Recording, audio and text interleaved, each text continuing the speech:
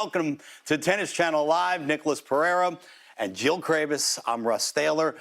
2 days away. The event starts Sunday. As a player, where are you in your preparation? Are you in lockdown mode now, ready to go? Definitely, and I think once the draw came out, if I knew who I was playing, who my opponent was, I'd definitely be preparing for the style of play, what to expect from them. Just get a little bit extra time on the court, and maybe the day before the match, just have a light practice just to get a warm-up, and then get prepared mentally from there. I don't think there is an option but to be in lockdown, and I just think the guys are very anxious to get it going. There is a new ball. There's a whole different situation to this year's Roland Garros. And then there are the guys that made the trip to the U.S., and then there are the ones that stayed on the clay. So that's going to be a big part of this one. Yeah, one of the differences amongst the many this year for fall Roland Garros is that they're only now going to be allowed 1,000 spectators on the grounds per day, and that's not even going to be 1,000 to the general public. That's 750 as far as general public, 200 go to sponsors, and then another 50 for assorted pros and people who work in the game in France. I just think it's a very slow percentage of what they normally have, and what is the point of having a risk when that happens? And I know from what I heard that the players are not very happy. Well, the players have seen the draw, so they're happy to know who they're going to be playing. We've had 24 hours to sort of look through the draw and really pick apart what we think about the draw. So can we get into that a little bit and some of the things and some of the portions of the draw that we find intriguing? How about this section with Coco Goff taking on Kanta in the first round? Well, there are some very interesting names. Kiki Bertens always plays well in Paris, and Kuznetsova, the veteran ex-champion, they're still lurking around. But that little section on the upper part, Zachary against Tomljanovic, Shelby Rogers is looking fantastic. She's been playing really well. Camila Giorgi is always dangerous. Well, I think, Nico, you touched on the one that I was looking at, that possible second round. Zachary versus Rogers, although Zachary has a tough first round against Tomljanovic, but Rogers just making the quarterfinals of the U.S. Open. She's been a quarterfinalist here in Roland Garros, so that one's a one to look at, I think, for sure. We've been looking at Aryna Sabalenka playing a lot of tennis this week and playing well in Strasbourg. I think her section of the draw could be really interesting as well. There's some big hitters in this group. Yeah, this section's interesting to me. I think the seeds, first of all, are so many. You have Jen Brady in there, who just made the semifinals of the U.S. Open. And then Muguruza playing some great tennis. But also look at some sleepers, unseeded players that are in there. Pegula playing Sabalenka first round. Pegula just beating her a few weeks ago. I think, Danielle Collins is in there as well, playing Niculescu. So that's a tough section, I think. I'm going to jump right into what you said. Sabalenka, Pegula, to me, the most interesting first round between the men and the women. I love watching what Jess Pegula has been doing in the last few months. And Muguruza, I'm always looking after her, and she looks very confident. Conchita Martinez gave her that spark back in her eye and that spring in her step. She's always dangerous, having won there before. I think a lot of people are looking at Simona Halep as probably the favorite going into Roland Garros. But when we look ahead a little bit to possible third-round matchups, Halep is going to be staring in the face of history. In fact, the most recent history she's had at Roland Garros, and Amanda Anisimova, who took her out in the quarters last year. Yes, Anisimova has a winning record against Halep, but she stayed on the clay. I'm talking about the champion there in 2018. And Anisimova has not had the preparation that she had last year, I don't think. So I still have to favor Halep in a big way.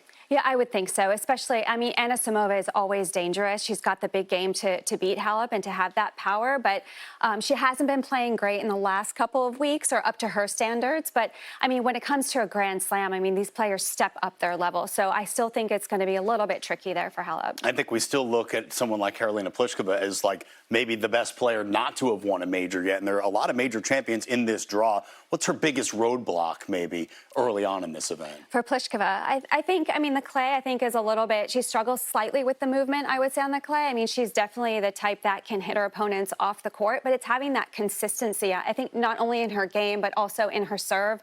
Mentally, she can come up with some big serves, but she can also throw in a couple double faults here and there. But I think it's having that consistency throughout those 2 weeks for Pliskova is a very, straight ball hitter. I think she hits very flat, with Roland Garros being a lot slower this year, with the balls not bouncing so high. I think is a big disadvantage for her. And Sloane Stevens, who is her third round potential opponent, she's been training hard for the last couple of months. Kamal Murray's got the hand in there.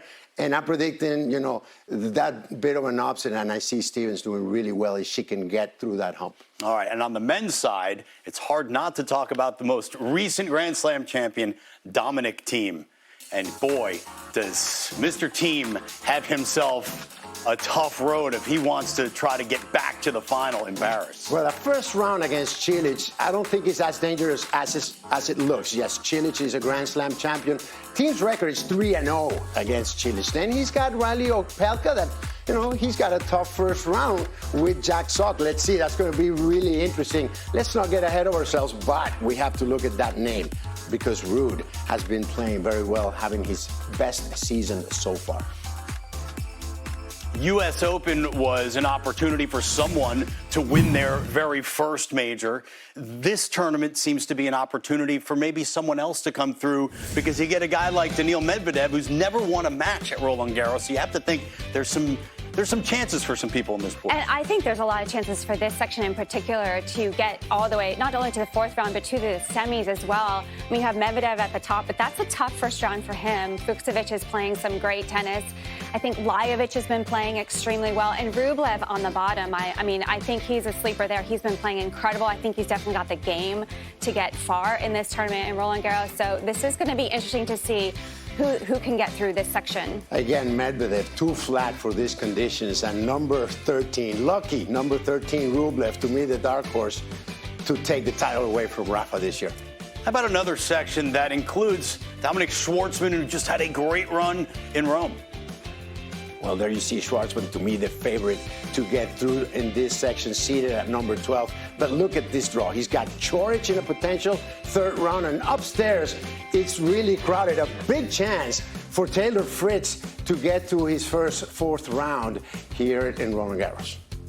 Don't forget about Fritz, Nico. Taylor Fritz was in there too, the American. Yeah, that's his favorite to get to the fourth that's round. Your favorite guy. I love that Monfils Bublik first round match. Yeah. And as far as possible third round matches, Stan Wawrinka, former champion here in Paris, but could be looking at Felix Auger-Aliassime in round 3. Yeah, that's gonna be a fantastic match. I mean, Auger-Aliassime, everyone is so high on him. Obviously, I love his game. I think he's such a good athlete, great all-around court player, so grounded in the head too, especially for someone that's so young. I mean, it's going to be interesting to see how he does. I don't think clay is his favorite surface, but he's been practicing on it just to get more and more comfortable. So it'll be interesting to see how far he goes. Slow conditions. How does that affect the game of a guy like John Isner, who has shown that he can play some good ball on clay? Well, John, yes, certainly can play, and I like his draw. I think he has a big opportunity there because the seed in his side of the draw is Fognini, that has not been playing well off late. So big chance for the big man from the U.S. Let's see how he lands on the clay. To him, very important,